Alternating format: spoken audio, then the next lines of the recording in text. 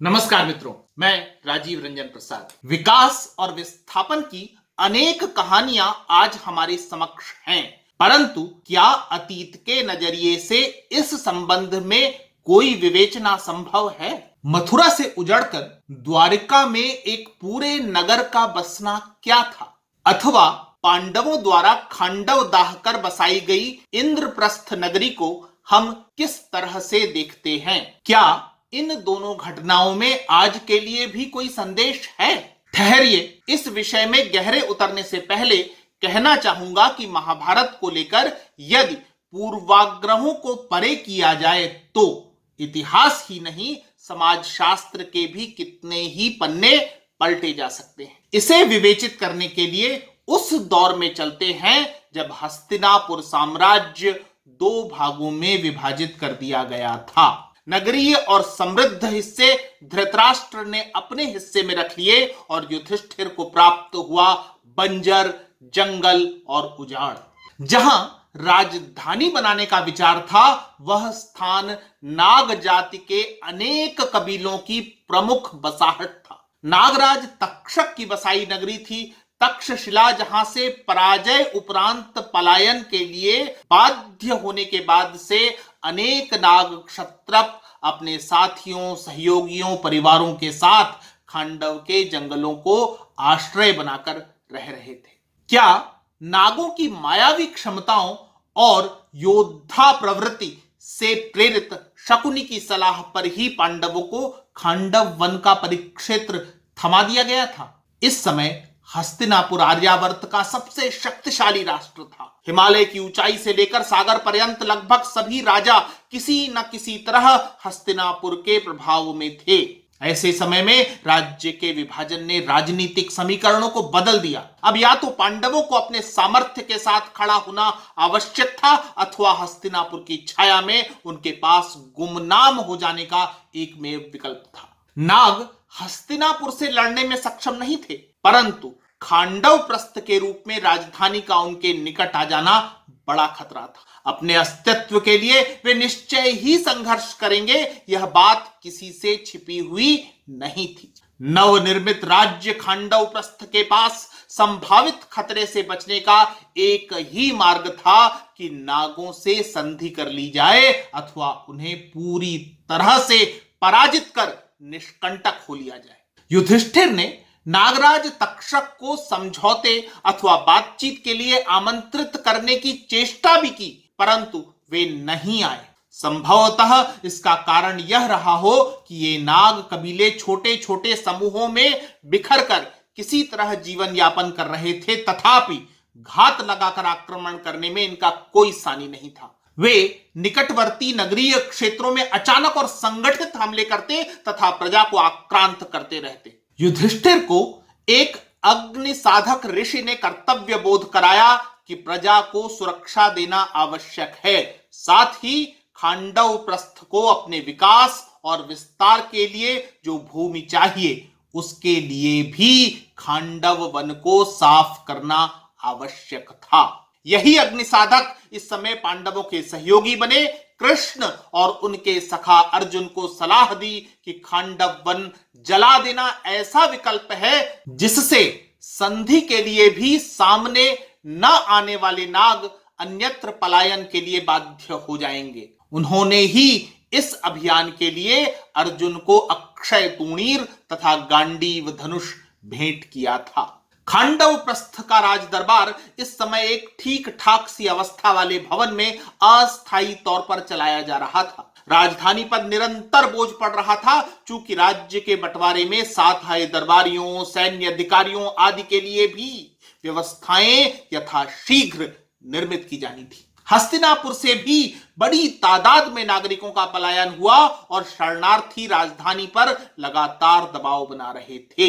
यह अवश्यंभावी था कि राजधानी को यथाशीघ्र स्वरूप दिया जाए और इसके लिए भी खांडव वन का एक बड़ा हिस्सा निर्वनीकृत कर मानव बस्तियां बसाई जानी थी। सभी स्थितियां सम्मुख थी। अब यह युधिष्ठिर पर निर्भर था कि क्या वे खांडव दाह की आज्ञा देते हैं।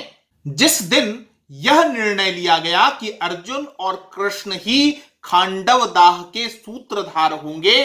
नाग सरदार तक्षक खांडव वन क्षेत्र में नहीं थे। वे संभावित आक्रमण को देखते हुए सहायता प्राप्त करने के उद्देश्य से कुरुक्षेत्र गए हुए थे। अर्जुन के अग्निबाणों ने ऐसा तांडव करना प्रारंभ किया कि खांडव वन क्षेत्र त्राहि त्राहि कर उठा। आह कि वह आग हजारों हिरणों के झुंड झुलस गए। तालाब में मगरमच्छ उबल गए और अपने अंडों को बचाने की कोशिश में चिड़ियों ने अपने पंख झुलसा लिए, फिर जिंदा ही जल भुन गए।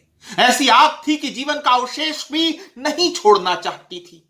इसने प्राणियों की अस्थियों तक को राख में बदल दिया था।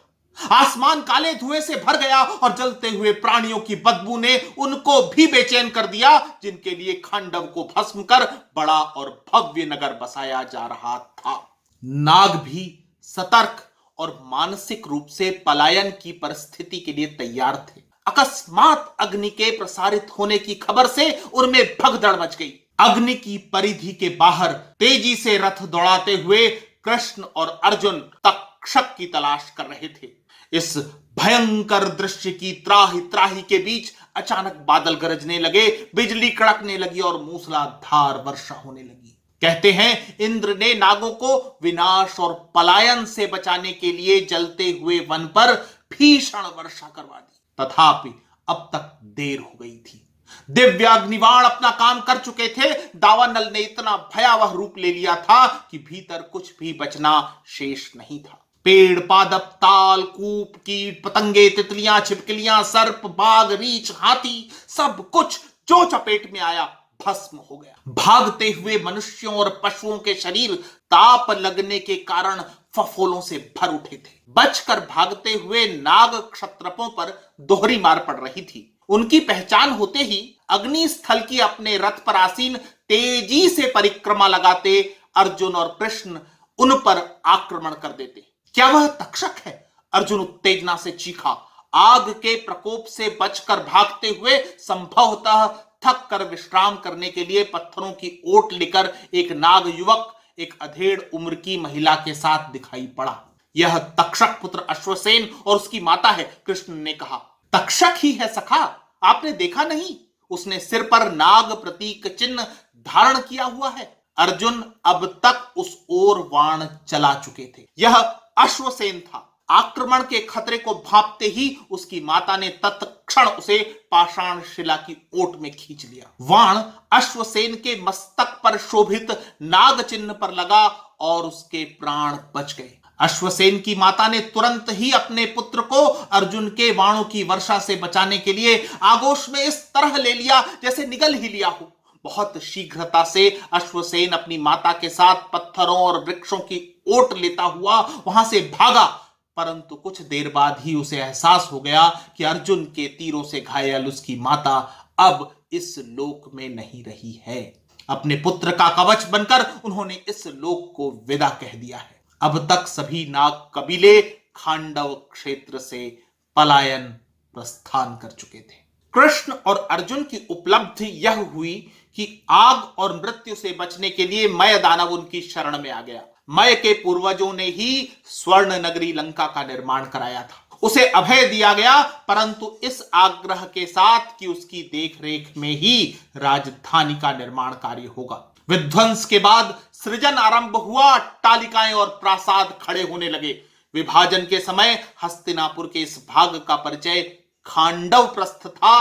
नव नामांकरण कृष्ण के सुझाव से हुआ। धरती को ही स्वर्ग बना देने की संकल्पना, एक ऐसा राज्य जिसके भीतर कोई भेदभाव न हो, धनिक और निर्धनता के साथ समभाव हो, मान्यताओं का सम्मान करने की स्वतंत्रता हो, ऐसी आदर्श स्थिति तो देवताओं की नगरी में ही हो सकती थी। इसलिए नामांकरण हुआ इंद्रप्रस्थ। खांडव दाह के लिए नागों ने पांडवों को कभी क्षमा नहीं किया। तक्षक पुत्र अश्वसेन अपनी माता की हत्या का जिम्मेदार अर्जुन को मानता था, हमेशा उनकी हत्या करने के प्रयास में रहा। उसे अवसर मिला महाभारत के युद्ध में। उसने कर्ण के तूणीर में रखे सर्प मुखास्त्र को अपने उस विषैले बाण से बदल दिया जिसे उसने अनेकों विषैले नागों का जहर निकालकर वर्षों की साधना से तैयार किया था। इस बदलाव से अनभिज्ञ कर्ण ने इस बाण का अर्जुन के कंठ की ओर संधान किया था। कृष्ण ने यदि चतुराई से और तीव्रता के साथ घोड़ों को घुटने के बल नहीं बैठा लिया होता तो अर्जुन की मृत्यु निश्चित थी। इस पर भी यह बाण अर्जुन के मुकुट पर लगा था। इस स्वर्णाभ मुकुट का रंग भूमि पर गिरते ही काला पड़ गया। इस वार में बच जाने से दुखित अश्वसेन ने सीधे ही अर्जुन पर आक्रमण कर दिया, जो उसके लिए आत्मघाती सिद्ध हुआ। बात यहीं समाप्त नहीं हुई थी। खांडव वन को जलाने के प्रतिशोध में तक्षक नाग ने अर्जुन के पोते परीक्षित की हत्या कर दी। अब परीक्षित की हत्या का प्रतिशोध उनके पुत्र जन्मेजय ने नाग यज्ञ के माध्यम से किया। सैकड़ों नाग आहुति बन गए। कविता तत्वों को परे कर हमें इन घटनाओं की बारीक विवेचना करनी चाहिए। नाग जाति की योद्धा प्रवृत्ति, कभी न हार मानने वाली जिजीविषा तो सामने आती ही है। यह प्रसंग एक तरह से पर्यावरण संरक्षण का संदेश भी प्रदान करता है। क्या यह स्पष्ट नहीं होता कि ऐसा विकास त्याज्य होना चाहिए जो जन बसाहटों को उजाड़ कर होता है?